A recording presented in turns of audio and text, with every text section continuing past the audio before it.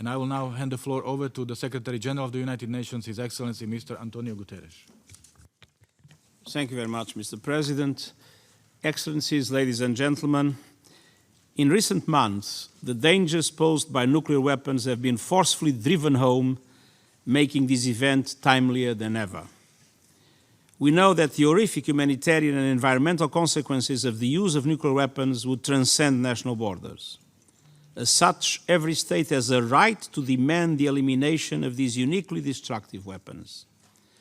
And this is why, for more than 70 years, nuclear disarmament has been a principled objective for the United Nations, from the very first General Assembly resolution to the recently negotiated treaty on the prohibition of nuclear weapons.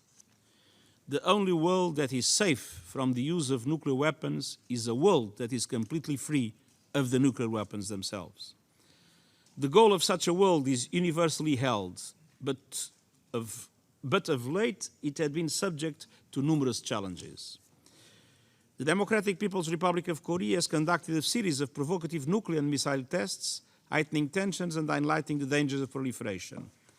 I again condemn these acts unequivocally, and I welcome the Security Council's firm action on the situation, as well as its desire for a peaceful, diplomatic and political solution.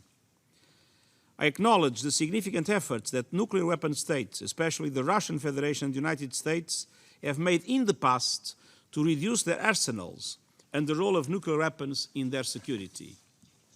However, expensive modernization campaigns, combined with the absence of planned arsenal reductions beyond the New START Treaty, make it difficult to see how disarmament can make progress. There remain deep fissures between states over how to achieve nuclear disarmament, and the two-decade-long stagnation of the Conference on Disarmament has exacerbated those rifts.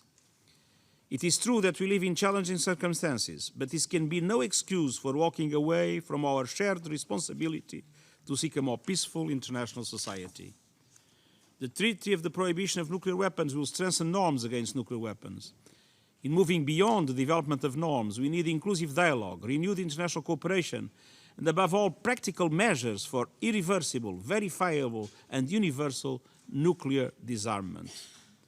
There are multiple pathways to a nuclear weapon-free world. The states possessing nuclear weapons have a special responsibility to lead by taking concrete steps, including those agreed at various review conferences of the Treaty of Non-Proliferation of Nuclear Weapons. But a world free of nuclear weapons is a global vision that requires a global response. And the United Nations stands ready to work with all of you to achieve this. Every state has a responsibility to contribute. Thank you very much.